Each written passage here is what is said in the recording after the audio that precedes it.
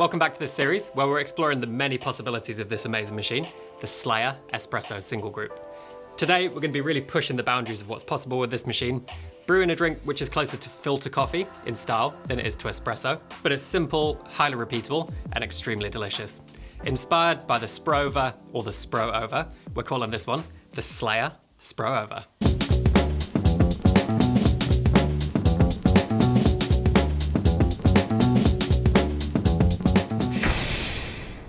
So the idea behind this video is to create something completely different to what we've created so far in this series, where we've made the SLAYER shot, the reverse SLAYER shot, and the 15-15-15.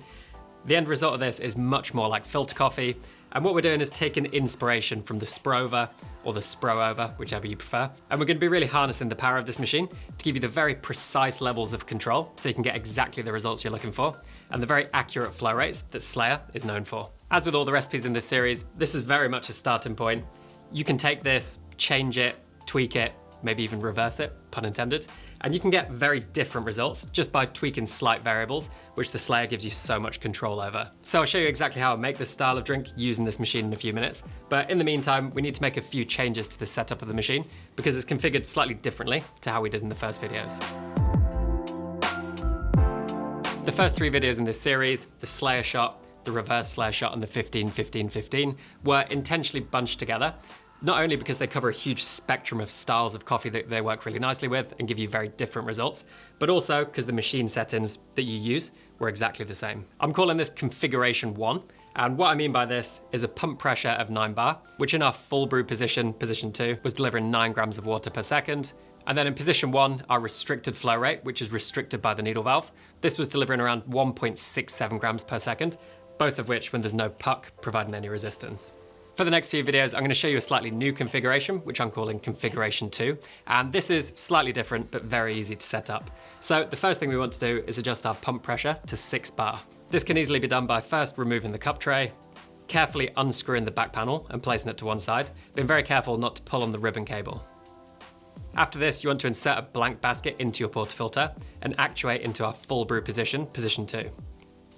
Once you understand the pump pressure, you can adjust this at the pump using a small screwdriver, actuating into position 2 with that blank basket until the pressure gauge reads around 7 bar, which should equate to a maximum of 6 bar with resistance from a bed of coffee, which will obviously be lower. Once this is set, your machine will be dispensing water in position 2 at around about 7.5 grams per second, which you can check just by weighing the amount of water dispensed in 30 seconds and dividing it by 30.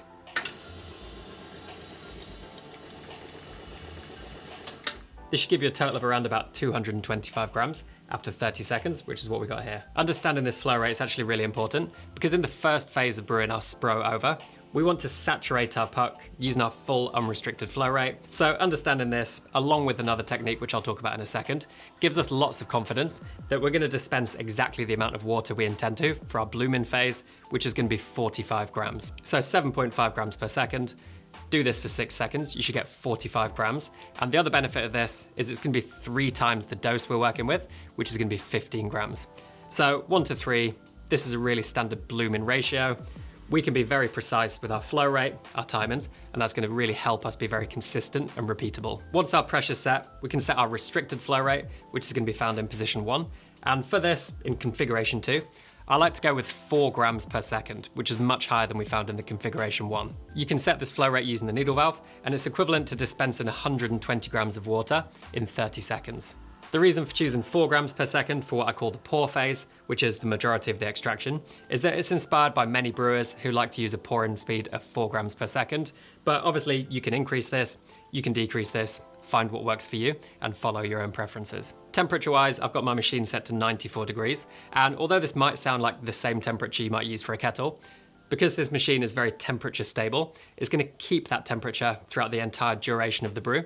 Whereas a kettle, particularly if you take it off the base, is going to lose temperature over time. And because of that, you might want to slightly decrease the temperature of the machine if you prefer. I quite like this 94 degrees because it's a very efficient way of brewing, particularly with lighter roast coffees. You can get very high extractions. But if you're using a darker roast coffee, if you prefer a lower temperature generally, bring it down, experiment. And that's the whole fun of these things. You can do whatever you want. Nothing's right, nothing's wrong. If you enjoy it, then I consider it's right. So now the machine's set to what I'm calling configuration 2, we can start prepping up our SLAYER Spro-Over. So one step that's completely optional, and if you prefer to add it, do. If you don't want to, completely fine, is to add a filter paper underneath our coffee in the base of our basket. And I just find this adds a little bit more clarity to the shots. I like it. Test with, test without, see which you prefer, and then go with that. When it comes to our basket, I like to go for as big of a basket as I can get my hands on. This is actually a 28 gram basket. It's a Weber uni basket. And when we're only adding 15 grams of ground coffee to this, obviously there's gonna be a fair bit of headroom there, which is very much intentional. So I do recommend distributing the coffee just to promote as even an extraction as possible. And then I do like to go for a light tamp here, but I actually don't apply pressure myself. I just use the weight of a tamper, which for all the tampers I have at least is around 400 grams, give or take, just to evenly compress the bed without adding too much resistance. And then optional, once again, I like a puck screen on top, and the goal of this is to as evenly distribute the water across the bed of coffee as possible, which I find this really helps with. But again, test with, test without, see what you prefer, and go with that.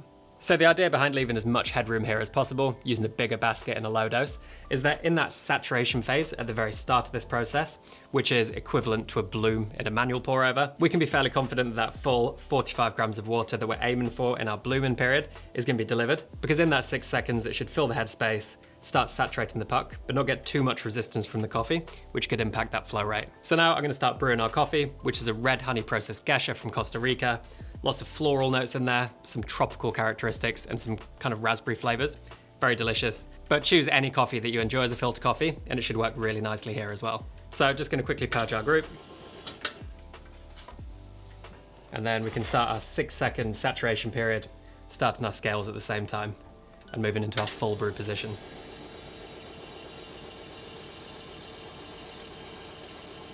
So you'll see we are fully saturated. What we're going to do now is just hold this like you would with the bloom.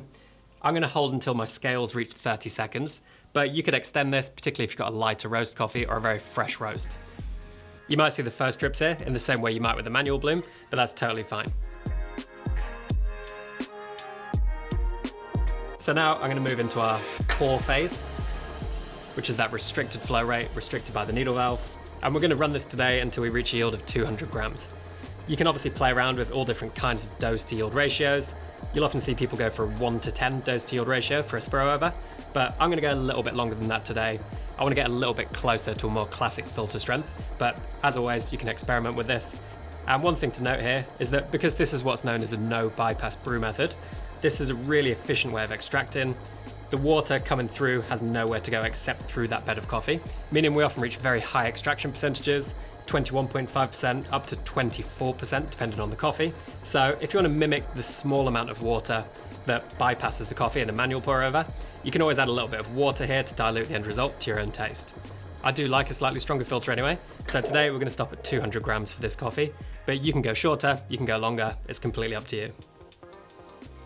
So this ran in just shy of 90 seconds, which is my general starting point when it comes from start to finish, the total contact time.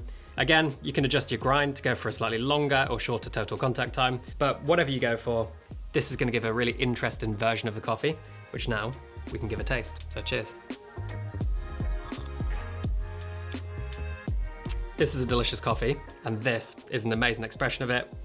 Loads of fruit character, incredible clarity, considering there is pressure involved. Everything I've ever enjoyed about this coffee is in here in bags.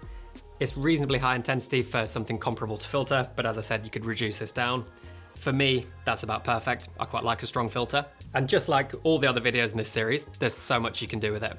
So you could experiment with a different flow rate in the machine, extending or shortening that bloom phase like I spoke about before. You can change the brew temperature, puck screen, no puck screen, filter, no filter. The list goes on. There's so many things you can do with this. I think this really shows the versatility of this amazing machine. And if you've enjoyed this video, make sure you subscribe to the channel by clicking here so you don't miss any future content. And you can also watch this video, which I really hope you enjoy. So thanks for watching, see you in the next one, and cheers.